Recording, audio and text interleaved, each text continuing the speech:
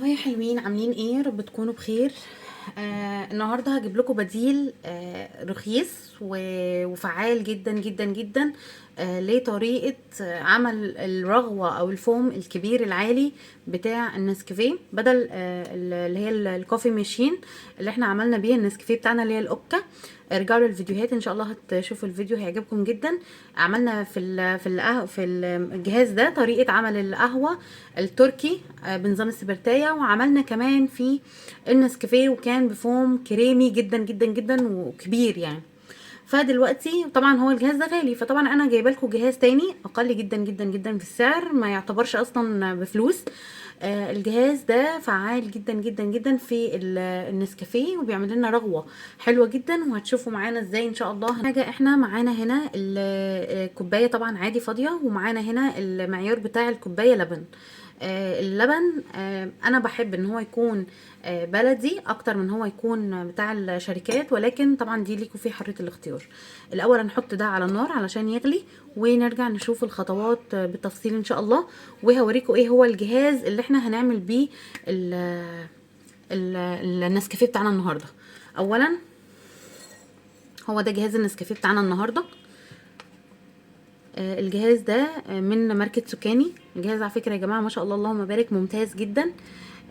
هوريكم مشتملاته. دي مشتملات الجهاز، بيجي معانا بالظبط كده. اول حاجه معانا هنا ده مضرب المفروض بيخفق حاجات اقوى شويه من رغوه النسكافيه، ولكن هو ممكن برضو يتعمل بيه رغوه النسكافيه عادي لو كميه كبيره.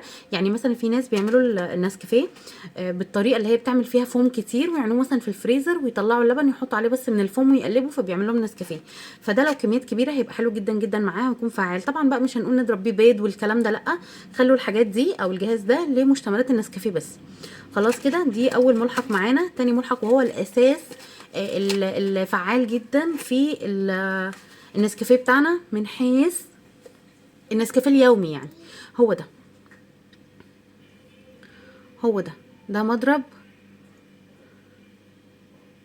الرغوه بتاعت النسكافيه اللي هي على قد الكوبايه يعني. مثلا ده بيكون فعال جدا جدا وبيدينا رغوه خطيره، يمكن بتكون عامله زي رغوه كمان الكوفي ماشين. تمام. وتالت حاجه طبعا الجهاز نفسه بيجي معانا بالشكل ده. تمام. ده الجهاز نفسه بيجي كده.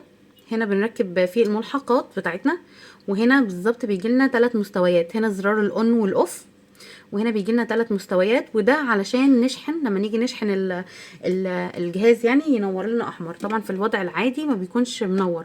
نيجي نحط كده مثلا الشاحن، حطينا فيه اليو اس بي بتاعته. طبعا دي يو اس بي في الموبايل عادي يعني، لكن هو بيجي معاه يو اس بي عادي بيتشحن بيه. نحطه بس في راس موبايل، ما يكونش فاست تشارجر عشان ما يحرقهوش. تمام. وبعد كده نبدا ان احنا نشحن الجهاز بتاعنا عادي. بيتساب ممكن مثلا يتساب نص ساعه ساعه، ما فيش مشكله يعني. خلاص كده احنا عندنا الجهاز اوريدي مشحون. بنبدا ان احنا نفصل الكهرباء عادي. هو ده الجهاز ليه 3 مستويات. احنا عشان نعمل رغوه نسكافيه كويسه جدا بنعمله على الهاي اللي هي المستوى الثالث منه. تمام. بندوس كده اون يطفي، المستوى الثاني ونطفي. ده كده المستوى الثالث، وبيكون صوته مش عالي يعني، مش عالي اللي هو مزعج، واضح وكل حاجه. وزي ما قلنا اليو اس بي بتاعته بتتحط في اي شاحن ما يكونش فاست تشارجر. هو ده شكل الجهاز، وهي دي ملحقاته. في منه لونين، بيبقى اسود وابيض. بس انا لما جيت يعني اشتري كان ده اللون اللي موجود، وهو تحفه الصراحه. خلاص. ده كده بتاع النسكافيه بتاعنا. تيجي بقى نحط يلا اللبن اللي احنا عيرناه بالكوبايه على النار لحد ما يغلي، ونرجع معانا نبدا في مكونات النسكافيه وازاي هيعملنا الرغوه الخطيره بتاعته اللهم بارك. دلوقتي يا حبايبي خلاص اللبن على النار، هنبدا ان احنا نعاير النسكافيه بتاعنا. انا بالنسبه اي نوع طبعا نسكافيه انتوا بتفضلوه، انا بحب مثلا في الكوبايه الواحده احط معلقه ونص كده نسكافيه، او معلقه مثلا مليانه شويه نسكافيه. تمام. دي على حسب الذوق الشخصي. وعايزه احط كمان معلقه سكر، دي برضو بتبقى على حسب الذوق الشخصي. خلاص كده احنا كده حطينا النسكافيه والسكر هنا في الكوبايه. تمام. بنجيب بس شويه ميه صغيره عشان بس تمشي الرغوه وتعمل لنا الرغوه بالجهاز ان شاء الله. خلاص كده حطينا بق صغير ميه. نبدا ان احنا الجهاز بتاعنا السرعه الاولى، السرعه الثانيه، السرعه الثالثه. احنا عايزين نشتغل على السرعه الثالثه، بس طبعا هيطرطش ويبهدل الدنيا، فلازم نحط بس ايدينا كده. دي اصلا طريقه لحد بس ما ايه يبدا الفوم يشتغل. خلاص شايفين الفوم اللهم بارك. ملى نص الكوبايه.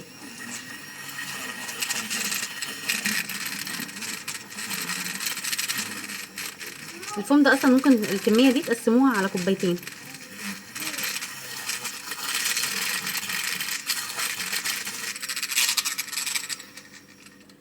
شايفين الفوم حبايبي ما بينزلش، وملأ اكتر من نص الكوبايه. الكميه دي نقدر ان احنا نقسمها على كوبايتين، وبالمعلقه كده نحط من الكوبايه دي للكوبايه دي، او لو حد بيحب النسكافيه برغوه كتير كده، لان اللبن طبعا ما بياخدش بقى حيز كبير هنا. بس نبدا ان احنا نعمله عادي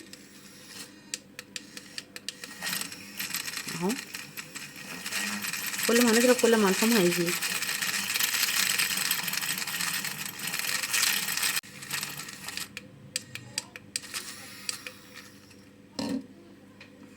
كده عمل لنا الفوم الخطير بتاعه، مش هيقع، الفوم ثابت ما بيتحركش حرفيا. هكمل الكوبايه، وهنجيب اللبن ان شاء الله بعد ما يغلي وهنحطه، وهنشوف الفوم هيطلع ازاي، هيبقى عامل ازاي في الاخر. تابعوا معايا بقى. انا هنا قلت اوريكم لو هفصل شويه رغوه مثلا. شوفوا يا جدعان بجد في جمال كده، ونحطه في الكوبايه التانية، يبقى الكميه دي تتقسم على كوبايتين مفيش مشكله. طبعا السكر بتظبطوه على حسب الرغوه. كده حطينا هنا نص وهنا نص. خلاص كده حبايبي احنا جبنا اللبن بعد ما غلي. دي الرغوه بتاعتنا ما بتقعش. نبدا ان احنا نصب اللبن. كميه اللبن اللي احنا كنا حاطينها لكوبايه واحده بقت دلوقتي تكفي كوبايتين. ليه؟ لان الفوم خد مساحه.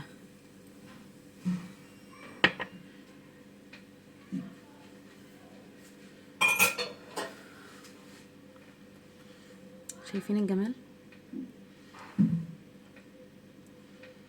بجد؟ انتوا متخيلين ان كل دي رغوه؟ اللهم بارك. طبعا النسكافيه بجد ما يتشربش غير كده، ما بتشربش زي الشاي بلبن كده. شايفين كميه الرغوه؟ ثواني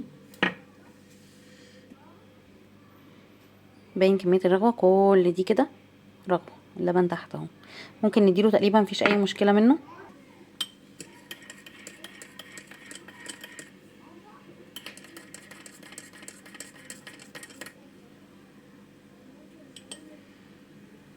شايفين بجد اطعم كوبايه نسكافيه ممكن تجربوها بجد. طبعا بتاعه الكافي ماشين بتبقى جميله جدا جدا طبعا، تحفه مفيش جدال عليها. ولكن دي برضو بالجهاز ده بتكون يعني مبدئيا مفيش تكلفه اصلا، زيرو تكلفه. بلس ان هو كمان اللبن ممكن نعمل من دي فوم للبن، يعني اللبن يبقى فوم بدي بس من غير نسكافيه من غير اي حاجه. يعني هي برضو بتخلي اللبن فوم. بنحط شويه اللبن ونفضل نضرب برضو بيها جامد، بتعمل لنا فوم حلو جدا جدا للبن. لو انتوا عايزين تعملوا مثلا لبن فوم وتضيفوه على اي حاجه، حلو قوي الملحق ده. وطبعا ان احنا نقدر نشيله، بنشده بس لفوق كده خلاص اتفك. دي طبعا اللي بتتغسل، بس دي اللي بتتعرض للميه، انما ده لا، ده كده خلاص شكرا بيتعان تاني. ودي بتتغسل وتتنشف كويس قوي علشان هي برضو ما تصديش او يجرى لها اي حاجه. وخلاص على كده. واشربوا معايا اطعم كوبايه نسكافيه بجد تحفه خطيره. اللي مش جايب الجهاز ده بجد فايته كتير. اتمنى اللي عنده الجهاز ده او اللي عجبه يكتب لي كومنت ولايك جميل، وقولوا لي تجربتكم مع الجهاز ده ان شاء الله. واشوفكم في فيديو جديد، وما تنسوش الاشتراك او السبسكرايب للقناه. بحبكم جدا، مع السلامه.